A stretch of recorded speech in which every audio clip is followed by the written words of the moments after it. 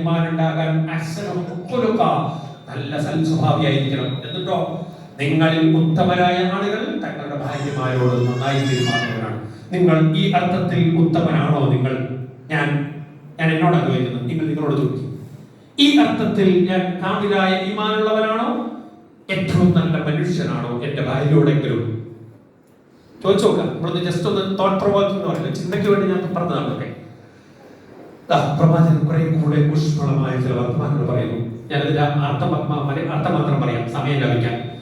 ഭർത്താവും ഭാര്യയും പരസ്പരം നോക്കിയാൽ അള്ളാഹു അവരെ കാരുണ്യത്തിന്റെ നോട്ടം നോക്കും. അവൻ അവരുടെ കൈ പിടിച്ചാൽ അവരുടെ വിരലുകൾക്കിടയിലൂടെ തിന്മകൾ കൊഴിഞ്ഞു പോകും. എത്ര സുന്ദരമാണ് വാക്ക്! നോട്ടത്തിൽ കാമത്തോടുകൂടിയുള്ള നോട്ടം. അയൽവാസി പെണ്ണിനെ കുറിച്ചല്ല പറഞ്ഞത്. സ്വന്തം ഭാര്യയെ കാമത്തോടുകൂടി, പ്രേമത്തോടുകൂടി, സ്നേഹാസരണമായി നോക്കിയാൽ, കൈ കൊടുത്താൽ, ഭാര്യയ്ക്ക് സ്നേഹത്തോടുകൂടിയുള്ള ഒരു കൈ കൊടുക്കലും കെട്ടിപ്പിടിക്കലും ഉണ്ടായാൽ ആ കൈകൾക്കിടയിലൂടെ തിന്മകൾ ഉതിർന്നു വീഴും എന്ന് ഞാൻ പറഞ്ഞില്ല. എന്റെയും നിങ്ങളുടെയും പുണ്യപ്രവാചകൻ മുഹമ്മദ് മുസ്തഫ സല്ലല്ലാഹു അലൈഹി വസല്ലം പറയും. നോക്കി എത്ര സുന്ദരമാണ്. നമുക്ക് തെറ്റുകൊടുക്കാനുള്ള വഴികൾ എത്രയാണ്, നന്മകൾ സമ്പാദിക്കാനുള്ള വഴികൾ എത്രയാണ്. വ്യക്തി ജീവിതത്തിൽ മാത്രമല്ല, ആരാധനകളിൽ മാത്രമല്ല, അനുഷ്ഠാനങ്ങളിൽ മാത്രമല്ല, കുടുംബ ജീവിതത്തിലൂടെ, ഭാര്യയോടുള്ള പെരുമാറ്റത്തിലൂടെ, അവർക്കുള്ള വാക്കുകളിലൂടെ, അവരോടുള്ള കൈകൊടുക്കളിലൂടെ, മുസാഫഹത്ത് എന്നാ പറയാം, അതിലൂടെ എനിക്കും നിങ്ങൾക്കും നന്മ സമ്പാദിക്കാനുള്ള അവസരം ഇസ്ലാം ഒരുക്കി തന്നില്ല. എന്നിട്ട് നമ്മളൊക്കെ അത് വേണ്ട നോക്കുക. ഇവിടുന്ന് ആലോചിച്ച് നോക്ക്. പരസ്പരം കൈ കൊടുക്കാത്തവരാണോ നമ്മൾ?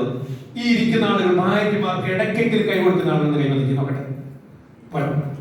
രണ്ട് ചെറുതായിട്ട് വന്നിക്കുന്നവർക്ക് എപ്പോഴൊക്കെ കൊടുക്കും.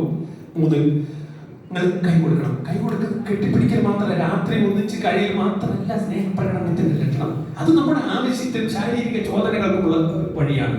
അതിലപ്പുറം സ്നേഹം മനസ്സിലുള്ള ഒരാൾ, ഇപ്പൊ നിങ്ങൾ നിങ്ങൾ കയറി വരുന്ന ഒരാൾ, നിങ്ങൾ വീട്ടിലേക്ക് ഒരു അതിഥി വരും, കൈ കൊടുക്കില്ലേ? നിങ്ങൾക്ക് എന്താ നിങ്ങളുടെ സ്നേഹത്തിന് പ്രകടനമല്ലേ? അത് കെട്ടിപ്പിടിക്കില്ലേ? അത് സ്നേഹത്തിന്റെ മറ്റൊരു പ്രകടനമല്ലേ?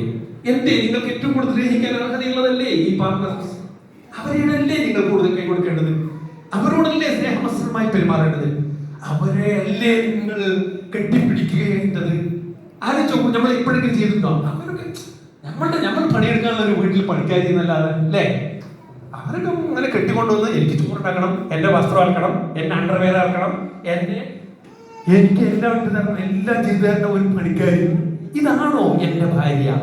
ഇതാണോ ഞാൻ ഇഷ്ടപ്പെടുന്ന എന്റെ പാർട്ട്ണർ? ആരും ചോദിക്കും സഹോദരങ്ങളെ. ഞാൻ ഇതൊക്കെ കുറെ പറയേണ്ടതാണ്. പ്രവാചകൻ മറ്റൊരു വാക്ക്, അതിസുന്ദരമായ വാക്ക്, മാ അക്രമഹുന്ന ഇല്ലാ കരീം വമാ അഹാനഹുന്ന ഇല്ലാ ലഈം. മാന്യന്മാരല്ലാതെ അവരെ മാനിക്കുകയില്ല, നിന്ദ്യനല്ലാതെ അവരെ നിന്ദിക്കുകയില്ല. പ്രവാചകൻ വാക്കാണ്.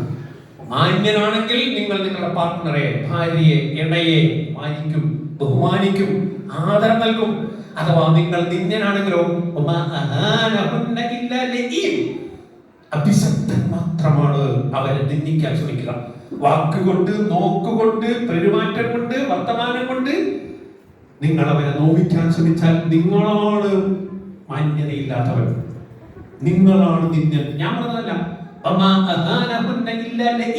അഭിശബ്ദൻ എന്ന വാക്കിന്റെ അർത്ഥം അഭിശബ്ദന് മാത്രമേ അവരെ അങ്ങനെ നിന്ദിക്കാൻ കഴിയൂ എന്ന്. അഥവാ ഈ അർത്ഥത്തിൽ ഇവിടുത്തെ പുരുഷന്മാർ ഒരിക്കലും നിന്ദിക്കുന്ന ഭാര്യമാരെ നിന്ദിക്കുന്ന ആളാകരുത്, അവരെ മാനിക്കുന്ന ആളാകണം. അപ്പോഴാണ് നിങ്ങൾക്ക് മാന്യത ഉണ്ടാവുക എന്ന് പ്രവാചകൻ മറ്റൊരു പറയുന്നു. ഭർത്താക്കന്മാരോടാണ് ഞാൻ പറയുന്നത്. അവളിലെ ഒരു കാര്യം നിന്നെ വിഷമിപ്പിച്ചാൽ മറ്റൊന്ന് നിന്നെ സന്തോഷിപ്പിക്കും. എല്ലാവരും പൂർണ്ണരല്ലല്ലോ, പല തകരാറുകളും നമ്മുടെ ജീവിതത്തിലൊക്കെ ഉണ്ടാവും. അവളിലെ ഒന്ന് നിന്നെ ദുഃഖിപ്പിച്ചാൽ മറ്റൊന്ന് നിന്നെ സന്തോഷിപ്പിക്കും. പ്രവാചകൻ മറ്റേതെങ്കിലും സ്ത്രീ നിന്നെ ഭ്രമിപ്പിച്ചാൽ നിന്റെ ഭാര്യയിൽ തൃപ്തി കണ്ടെത്തുക. മറ്റേതെങ്കിലും സ്ത്രീ നിന്നെ ആകർഷിച്ചാൽ നീ ആകർഷണം നിന്റെ സ്ത്രീയോടാക്കിയിട്ട് ആ ശ്രദ്ധയിൽ നിന്ന് നിന്റെ മനസ്സിനെ തിരിച്ചു കൊണ്ടുവരണം. അവളിൽ തൃപ്തി കണ്ടെത്താൻ നീ ശ്രമിക്കണം. നിങ്ങളോടുള്ള വർത്തമാനമാണിത്, എന്നോടുള്ള പ്രവാചകന്റെ വാക്കാണത് എന്ന നിലക്ക് നിങ്ങൾക്കത് മനസ്സിലേക്ക് കൊണ്ടുവരാൻ കഴിഞ്ഞാൽ ഞാനൊരു കഥ പറയാം.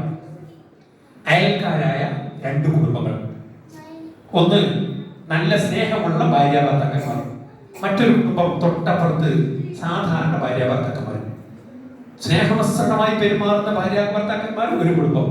തൊട്ടപ്പുറത്ത് വീട്ടില് ഒരു സാധാരണ ആവറേജ് ഭാര്യയും ഭർത്താവും. അപ്പോ രണ്ടാമത്തെ ഭാര്യ അഥവാ സാധാരണ കുടുംബത്തിലെ ഭാര്യ അവരുടെ ഭർത്താവിനോട് ഒന്നാമത്തെ കുടുംബത്തെ കുറിച്ച് പറയണം. അവർ എത്ര സ്നേഹത്തിലാണ് കഴിയുന്നത്. അയാൾ ജോലിക്ക് പോകുമ്പോൾ എന്നും അയാളുടെ ഭാര്യയെ കിസ് ചെയ്തിട്ടാണ് പോവുക. നിങ്ങൾക്കും അങ്ങനെ ചെയ്തുകൂടെ എന്ന് ഭാര്യ ആരോട്? തന്റെ ഭർത്താവിനോട്. സാധാരണ ജീവിതം നയിക്കുന്ന ഒരു ഭർത്താവിനോട് ഭാര്യ പറയാണ്, അപ്പുറത്തവൻ എത്ര ഷാറാണ്. അവര് മുപ്പത് അതിന് തെളിവാണ് പറയുന്നത്. നോക്കിക്കോളൂ, ജോലിക്ക് പോകുമ്പോൾ ഇപ്പൊ കിസ് ചെയ്തിട്ടാണ് പോവുക. എന്നൊക്കെ അങ്ങനെ ചെയ്തുകൂടെ? ഒരു ദിവസം ഇത് കാണിച്ചു കൊടുക്കാൻ വേണ്ടി അങ്ങനെയൊന്നും ഉണ്ടാവില്ല എന്ന് അയാൾ പറഞ്ഞു. അപ്പൊ കാണിച്ചു കൊടുക്കാൻ വേണ്ടി വരുന്നുണ്ട്. ചേരൻ ഇവിടെ പോയി തോന്നി. അയാൾ ജോലിക്ക് ഇറങ്ങണം, ഇയാളെ കെട്ടിപ്പിടിച്ചിട്ട് കിസ് ചെയ്തിട്ട് പോയി. ഈ സ്ത്രീയുടെ ചോദ്യം അയാൾക്ക് കിസ് ചെയ്തോടെ എന്നാണ്. അപ്പൊ പറഞ്ഞു, ഇയാൾ മറുപടി എന്താ അറിയോ? എനിക്കും ആഗ്രഹമൊക്കെ ഉണ്ട്, പക്ഷെ അതിന് അയാൾ സമ്മതിക്കുമോ? ഓടിയോ?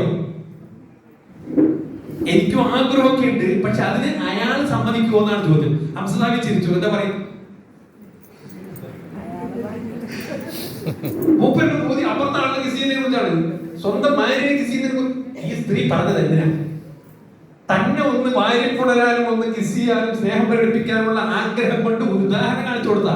മൂപ്പർക്ക് പക്ഷേ അവളെ കിസ് ചെയ്യണം. നിങ്ങൾക്കും അങ്ങനെ ആഗ്രഹം ഇല്ലേ? എനിക്ക് ആഗ്രഹം കിട്ടും, പക്ഷെ അവൻ സമ്മതിക്കുമോ അവളുടെ കിസ് ചെയ്യാൻ? ഇതാണ് നമ്മുടെ കോലം. മറ്റുള്ളവരിൽ സ്നേഹം കാണുന്ന, അല്ലെങ്കിൽ അവളുടെ സൗന്ദര്യം ആസ്വദിക്കുന്ന, അവളെന്തൊക്കെയോ എവള് എന്ന് എന്റെ ഭാര്യ ഒന്നിനും കൊള്ളാത്തവരാണ്, കറുത്തിട്ടാണ്, തടിച്ചിട്ടാണ്, മെലിഞ്ഞിട്ടാണ്, ആരാണ് സഹോദരങ്ങളെ? നിങ്ങൾ ഈ ഹലാലായ ഒരു ഇണയുണ്ടായിട്ട് ഹറാമായ ഒരു ഇണയെ തേടി പോകുന്നത്, അവളിൽ സൗന്ദര്യം കണ്ടിട്ട് തന്റെ ഭാര്യയുടെ സൗന്ദര്യത്തെ കൊച്ചാക്കുന്നത്, നിങ്ങൾ ആണത്തില്ലാത്ത ആളാണ്. പ്രവാചകന്റെ ചര്യക്ക് സുന്നത്തിന് വിരുദ്ധമാണത്. പ്രവാചകൻ ഇതിനൊക്കെ പറയുന്ന ഒരുപാട് ഹദീസുകൾ നമുക്ക് പറയാൻ കഴിയും. സമയമില്ലാത്തതുകൊണ്ട് ഞാൻ പറയുന്നില്ല. നിങ്ങൾ അവരുമായി കൂടി ആലോചിക്കുക. പ്രവാചകൻ, ഞാൻ ആണുങ്ങളുടെ ഹൃദയത്തെ കുറിച്ചും സ്ത്രീകളുടെ അവകാശത്തെ കുറിച്ചാണ് പറയുന്നത്. ആണോ വീട് വെക്കുമ്പോ, കുട്ടികളെ സ്കൂളിലേക്ക് അയക്കുമ്പോ, കോളേജിലേക്ക് പോകുമ്പോ, കല്യാണം നടത്തുമ്പോ, അല്ലെങ്കിൽ വീട്ടിൽ ഒരു ചെടിച്ചട്ടി വെക്കുമ്പോ ആലോചിക്കുന്നേ. അങ്ങനെ അവരോട് കൂടി ആലോചിച്ച് ചെയ്യുന്നതിലെ നന്മയുള്ളൂ. അവർ ഒരു വേണ്ടാച്ചരക്കാക്കി എടുക്കാച്ചരക്കാക്കി താൻ വലിയ ഗമയിൽ താനാണ് ഇവിടെ എല്ലാം എന്നതോ ഒരു അഹംഭാവം വരുന്നു.